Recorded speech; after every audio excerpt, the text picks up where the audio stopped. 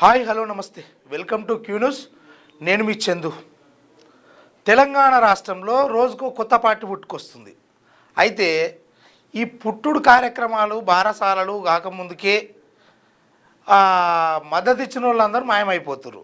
అందులో భాగంగానే మాజీ ముఖ్యమంత్రి కేసీఆర్ గారి కూతురు మన కవితక్క గారు ఒక కొత్త పార్టీ పెట్టబోతుంది అన్నట్టుగా వార్తా విశేషాలు వస్తున్నాయి. అందులో భాగంగా దీనికి వ్యూహకర్తగా ప్రశాంత్ కిషోర్ కూడా ఎంట్రీ అయిందని తెలుస్తూ ఉన్నది.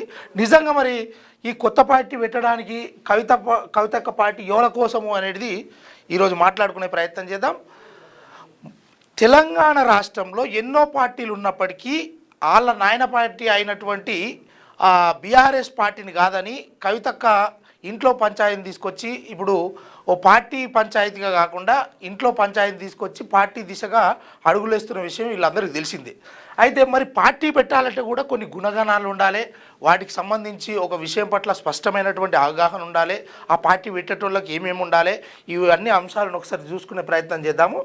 అయితే పార్టీ ఆవిర్భావం అంటే పార్టీ పుట్టాలి అంటే ఆ పుట్టుడు కారణము అనేక అంశాలు ఉండాలి. అందులో సమస్యల పోరుకు దారిగా ఒక పార్టీ ఉండాలి, అధ్యక్షునిపై విశ్వాసం ఉండాలి, రాజకీయ పదోన్నతి కోసం పార్టీ పెడుతురా లేకపోతే ప్రాంతీయ ఆత్మగౌరవ ఆదర్శ రాజకీయాల.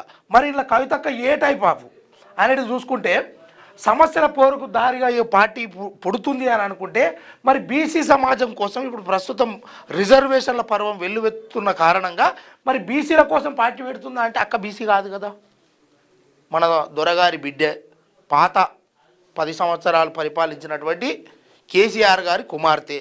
మరి ఆమెకు ఈ తెలంగాణలో ఉన్నటువంటి బీసీ రిజర్వేషన్లకు ఏదైనా సంబంధం ఉంది అని అనుకుంటే మాట్లాడే అంత సంబంధమే ఉండొచ్చు, కానీ పార్టీ పెట్టి పరిపాలన కొనసాగించాల్సినంత సందర్భం అయితే లేదు. ఓకే, నెక్స్ట్ అధ్యక్షునిపై విశ్వాసము. మరి అక్కకు ఏ రకమైనటువంటి క్రెడిబిలిటీ ఉందో తెలంగాణ రాష్ట్రంలో ఆమెకి ఇచ్చినటువంటి గతంలో 10 సంవత్సరాల క్రితం నుంచి కూడా చూసుకుంటే అక్కకు వచ్చిన బిరుదులేంది, తెలంగాణ బతుకమ్మ అని చాలా రోజులు ఆడిరు.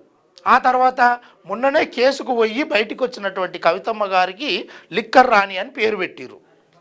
మరి ఇంట్లో పంచాయతీ జరుగుతూ ఉంటే ఇంట్లో పంచాయతీని సరిదిద్దుకోలేక బయటకు వచ్చి పార్టీ దిశగా అడుగులేస్తుంది అని కొంతమంది అంటూ ఉన్నారు. సరే అది అనుకుందాం. మరి రాజకీయ పదోన్నతి కోసం ఈ పార్టీ పెడుతుందా?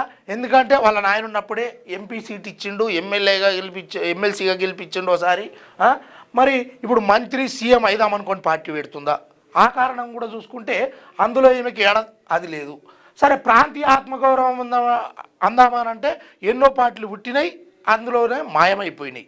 అందులో భాగంగానే మరి అక్క పార్టీ ఇట్లా పుట్టి మాయమైపోతుందా లేకపోతే ఈ పార్టీ వల్ల ప్రజలకి ఏమన్నా వస్తుందా? ముందుగా గమనించాల్సింది ఇది వ్యతిరేకమైనటువంటి వీడియో కాదు. ఆ జాగృతి కళాకారులు, జాగృతి నాయకులు, బిజినెస్ మ్యాన్, అక్క ఏదైతే బిజినెస్లో పార్టిసిపేట్ చేసిందో ఆ బిజినెస్ మ్యాన్లు అందరూ కూడా మీరు షోలు నిక్కబెట్టి మంచిగా మీ మెదడుతో ఇని నిర్ణయాలు తీసుకోవాలి, అంతేగాని ఇక ఆదర్శ రాజకీయాలు అంటే మరి అక్క సర్వం త్యాగం చేయాలి. ఎందుకంటే ఈ తెలంగాణ రాష్ట్రంలో ఆదర్శ రాజకీయాలకు పోవడానికి ఒకటే ఒక మార్గం మిగిలి ఉంది అక్కకు.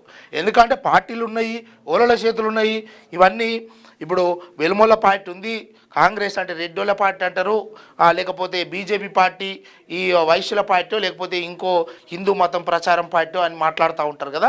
సరే, ఈ వాస్తవానికి ప్రాంతీయ పార్టీలు ఒక అంశాలపైన అద్భుతమైనటువంటి ఒక ప్రగాఢ నమ్మకం మీద ఏర్పడుతుంటాయి.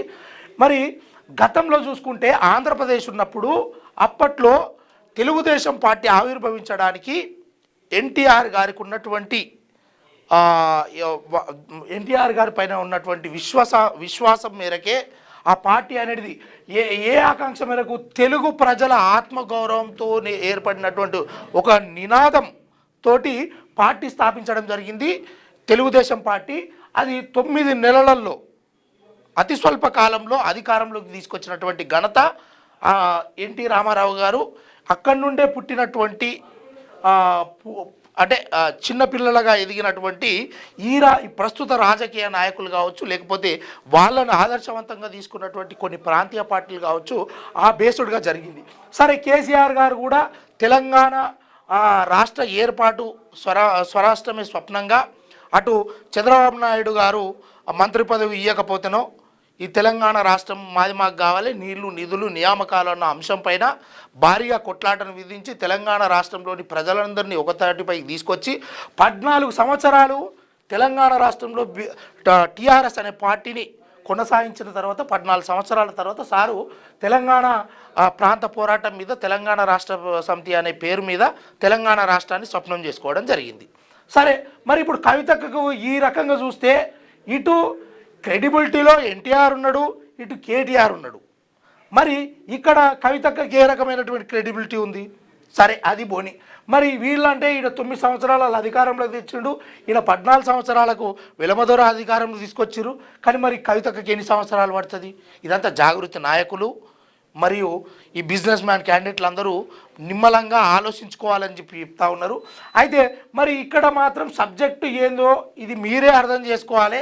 ఏ రకంగా అంటే ఇప్పుడు ఈయననేమో తెలుగు ప్రజల ఆత్మగౌరవం మేరకు ఈయన చేసిండు, తెలంగాణ ప్రాంత పోరాటము నీళ్లు నియామకాల కోసం ఆంధ్రులు ఎత్తుకపోతురని ఈయన పోరాటం చేసి ఈనాటి చేస్తే అక్క ఏ అంశం పైన చేయాల్సి వస్తుంది? మరి బీసీలదే మిగిలి ఉంది. తెలంగాణ రాష్ట్రం లో కాబోయే స్వప్నం బీసీలే, ఇక ముఖ్యమంత్రులు, మంత్రులు, ఎమ్మెల్యేలు, ఎంపీలు ఇవన్నీ కావాలని ఒక అంశం చిన్నగానో పెద్దగానో గొప్పగానో ఏదో రకంగా లేవనెత్తుతున్న తరుణంలో అక్క పార్టీ దేనికోసం?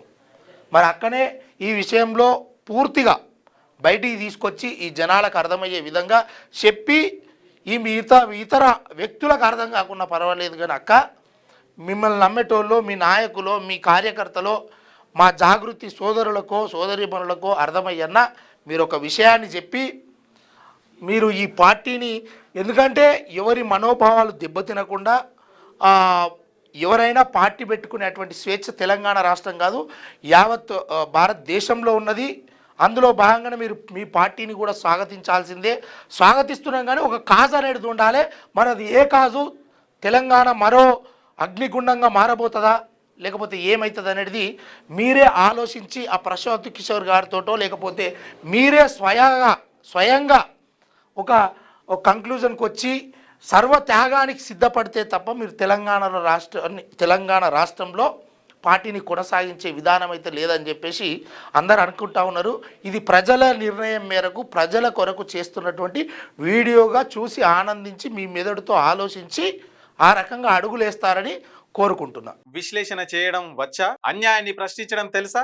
ఇంకెందుకు ఆలస్యం? క్యూ న్యూస్ మిమ్మల్ని ఆహ్వానిస్తుంది. ఉమ్మడి ఆదిలాబాద్, వరంగల్, కరీంనగర్, నిజామాబాద్, ఖమ్మం, మెదక్, రంగారెడ్డి, హైదరాబాద్, మహబూబ్ నగర్ జిల్లాలకు రిపోర్టర్స్ కావాలను సంప్రదించవలసిన ఫోన్ నెంబర్ 8688926084.